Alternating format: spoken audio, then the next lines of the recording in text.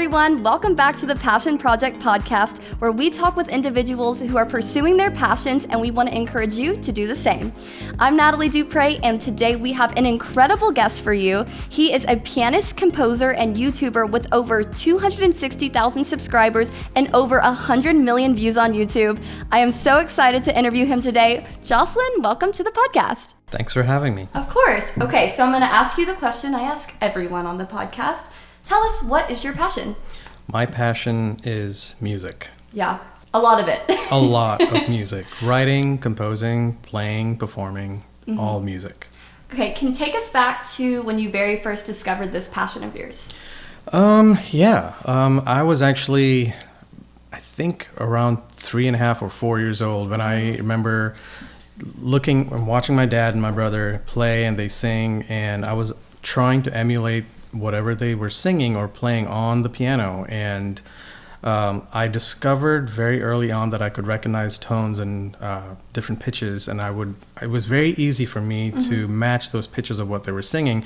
And at first it must have not sounded great, but then over time even they noticed it. Oh, he can play. Yeah. And so when I was 4 years old, I distinctly now remember when I was 4, I just listened to so many songs that either they were singing or from the radio, and I was trying to emulate all of that on the piano. And by the time I was 5 years old, my dad said, okay, enough of that. We got to put you into formal lessons. So that was my 5th birthday. On my 5th birthday was my first formal lesson with a teacher. Now, I know, just because I know you're a Michael Jackson fan. When did you start playing those songs? Because I know that was a big inspiration for you. That was much later in life. Okay. Yeah. I skipped ahead a few chapters. Yes. Never mind. Yes. So from the time you were 3 years old, you've been pursuing music. What has been the journey to get to where you are today? A lot of practice, a lot of time trying to hone your skill and perfect it. And one of the biggest, I would say, secrets for studying or learning anything, everybody wants to play, the fastest thing, or even on guitar. There was a guitar teacher or guitar player who's like very famous. His name is Steve Vai, and they asked him, like, what's your secret to playing super fast? And he's like, that's easy. Just practice super slow. And the slower you practice, the faster you learn. And I learned that very, very early on. I mean, I had a very disciplinarian dad, and I'm very thankful that he was there to like teach me that. But a lot of practice went into it. But at the same time, I liked practicing it because it came naturally. Granted, when I was a kid, I didn't want to study or, practice or do my practice time. I wanted to play and have fun and play songs that I wanted to, have fun with. But at the same time, because I was at proximity to the piano a lot, that came very naturally. And so I learned at the same time while I was playing and having fun. So I think that's the key word, is like playing, having fun. You don't work on basketball, you play basketball. Right. So. Well, that brings up a good point, and something that I think is so true about pursuing your passions is you have to have the discipline. So when something is hard, if you can't reach a certain goal in a certain amount of time, or if you're not getting the one piano scale or song right, you have to have that discipline when your passion might seem like, hey, I don't really love doing this right now, but I'm going to do it because I know I will love the result. I'll love when I'm able to do it. And I've seen that a lot, just seeing your, honestly, career like totally blow up with your YouTube. You've had like a lot of different seasons in your life where you've been pursuing music, and maybe you weren't at, like, reaching the amount of viewership on YouTube that you would like. What would you say is the best advice you would give to someone who's not seeing the results as quickly as they may want? Don't give up. If you know what your gift is, if you know what your passion is and you're passionate about it, don't give up. Just keep doing it. And it's like somebody going to the gym. You're not going to see results in the first 2 weeks. You're not going to see results even maybe a month from now. But a year from now or 2 years from now, you will definitely see results. And what's the key to that is being consistent. And the same thing comes with posting on YouTube. Same thing comes with your health. Same thing comes with practicing. It's being consistent. What would you say is one of your biggest accomplishments? Well, There's a lot. There's quite a few. Well, there's one that's still brewing. It's my Christmas project, and it's not finally done. But when that does happen, it will probably be the biggest one that I've been doing. And it's a 2-hour Christmas show that takes you through the story of the Nativity, and it's all original music. But apart from that, I would say is the feedback that I get from all the people who watch my videos on YouTube, and the fact that numbers don't lie. I think crossing 100 million views on YouTube is big, and having more than 250 subscribers and growing is also a very good thing to have. One of the things that I've noticed that you're really great at is networking and using your connections to help you with the projects that you're on. For instance, you were my piano teacher, and you saw that I had a love for music. I love to dance, I love to sing, and I've been able to be in some of your music videos, some that have over 5 million views, so I feel a little bit famous, not gonna lie. How do you make those connections and network within your field to, help yourself in your career, and also in return help the other musicians and people that you work with in their careers? Well, when you have your gift and when you have a passion for nurturing that gift, networking comes naturally. Because if you are trying to do something that you're not well aware of or gifted at, trying to network in that field will obviously be tougher. So if I were to take you and say, oh, I want you to go into this accounting firm and talk to all the accountants and network with all the accountants and figure out how they work and what's the key things they do in their business, that would be like learning a whole different language, and everything they speak would go over your head, and then you would not know what to ask, or it'll be very awkward. When I was in my field, when I first started performing, I was the quiet one. I watched and I listened to everybody, and there were key players that I sort of had mental check marks. I said, oh, I'm going to take his number, and I'm going to take this guy's number, and so I kept in touch with them all the time. And then when it came time for me to do my own projects, I had them on my songs, on my tracks, in the recording studio, or even in the videos. And not to be boastful, but sometimes people with skills recognize other people with skills. Definitely. And it's a form of respect. And I think they saw what I had to bring to the table and how it could benefit them as well. And so it's always, I would say it's definitely a teamwork when it comes to that. When you were in my video, yes, you were helping me, but at the same time, I wanted to be there to make the best version of what you had on video. And I had so much fun. I wish I had a longer take of that video, because there was so much footage I took of you, and you did an amazing job for that one. And that was in the Flash Dance video. That was Flash Dance. Yeah, so everybody go look at it on YouTube. Side note. That also brings up a good point about having just genuine connections with people, because you wouldn't be able to get those people to help you, and you vice versa, if you didn't have genuine connections with them in their passion. So I find a lot of the time my best friends, the people that I'm the closest to, are the people that are doing life with me and are passionate about the same things I'm doing. And that also brings up a good point that if you want to go far, do it with people on your team. That is correct. Well, find people who nurture your garden, basically. I want to go back to this question. Who would you say, is there any artist or musician that's really inspired you in your career for music?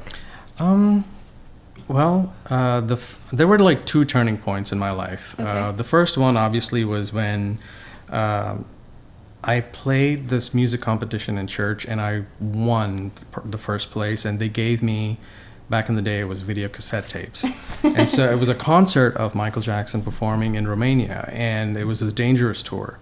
And when I saw that concert, I was like, what did I just watch? And I watched it again and again and again. And it was just mesmerizing. For me, it was the man on stage. And I was like, that was the first time I actually saw a full-blown concert. I was like, is that what musicians look like on stage? Is that what lights look like on stage? And pyrotechnics and smoke machines, is that how loud the crowd can be? And I was just mesmerized, but at the same time I was like, yeah, I can never be him. I can never be Michael Jackson. Well, you're Joslin. Yes. And I was like, no one can ever be Michael Jackson. And so time went on, but then It was like around 10th grade. This girl that I liked in school came up and said, "Hey, do you know who Yanni is?" And I was like, "What is Yanni?" I don't know what or that is. Who is Yanni? Yeah, who is Yanni? So Yanni is a Greek composer and a keyboard player. Let me say that again. Yanni is a Greek composer and a keyboard player and a piano player, and he started doing instrumental music back in the mid '80s to till now. And then in the '90s, early '90s, he came up with a concert called Yanni Live at the Acropolis, which is this natural amphitheater built in Greece. And he filmed that, and they promoted that on PBS over here in the United States. And till today, it's the biggest selling concert or program that PBS has had on their channel. That's amazing. Wow. And it's funny that was the second turning point, and those are the two artists, because if you go back to Michael Jackson's Thriller, it's the biggest selling home music video of all time. But not a lot of people know that the second best selling home music video is Yanni Live at the Acropolis. Wow, that's and cool.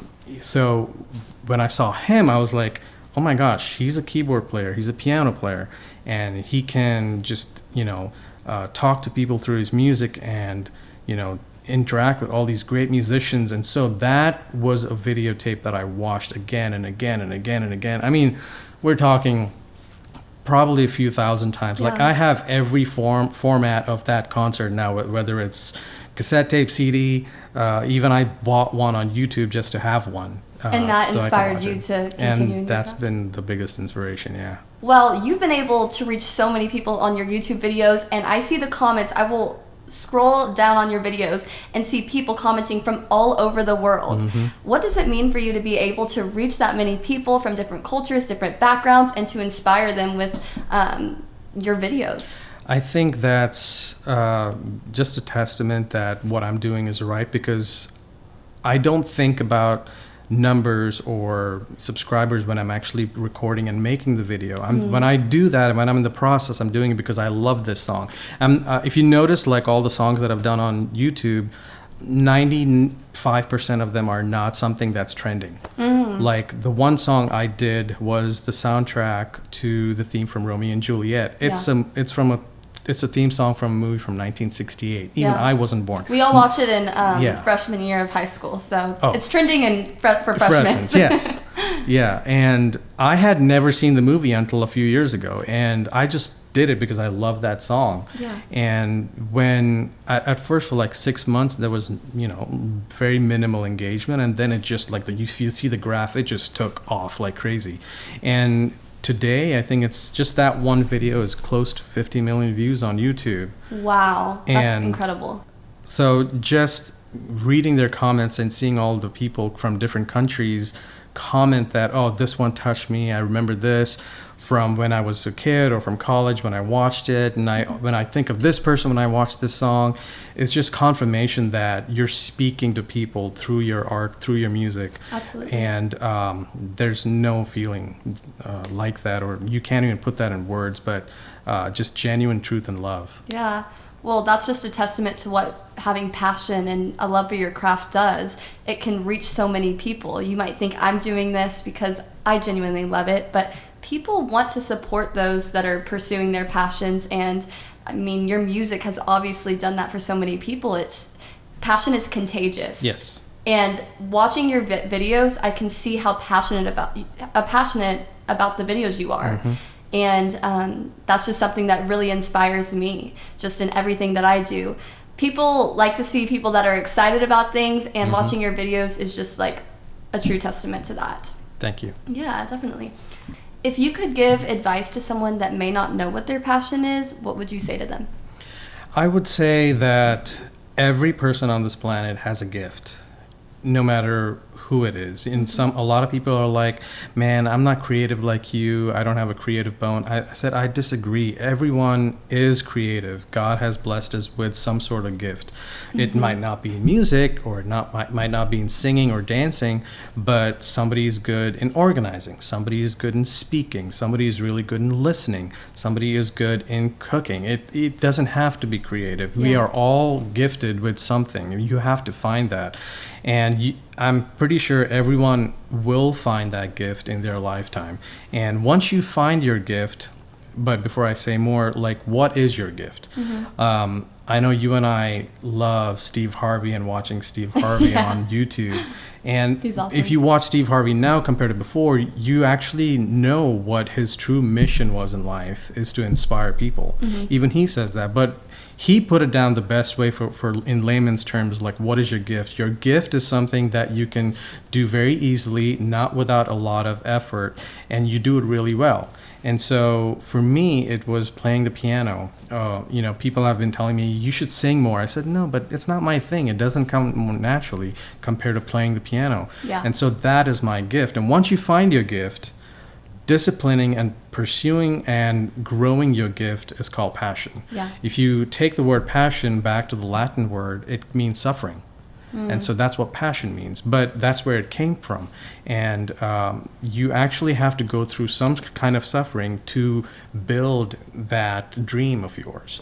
And so when you solidify your gift, then it's easy to look at the final goal of what you want to do with your gift. That's called having vision. And then when you work at it diligently and having discipline, that's called passion towards your goal. Yeah. So once you know what your gift is, then it's easy to find what your goal is and have a vision for it. And you should always make a plan. Every single time, make a plan of how you're going to go. Write it down. The best way to bring your dreams or any plan to life is writing it down. Yeah. That's just such great tangible advice for people to take and use in their lives. I love what you said. Everyone has a gift. And a lot of people might say, I don't know what that is. Well, you'll find that in your everyday life. Try something new, do something that excites you, and you might find what that is. And I've seen you use your gifts in what you do and making an impact in the world, and that's just so inspiring. I want to thank you so much for being on today's podcast. This has been such an amazing episode, and I'm so excited for people to hear what you have to say, because I think it'll truly resonate with them. Thank you so much, Joslin, for being on my podcast. Thank you. Thank you for having me. And I just have to say, as a side note, you were telling me for so many years that I needed to start a YouTube, Yes. and you know what? And here you are. Here I am.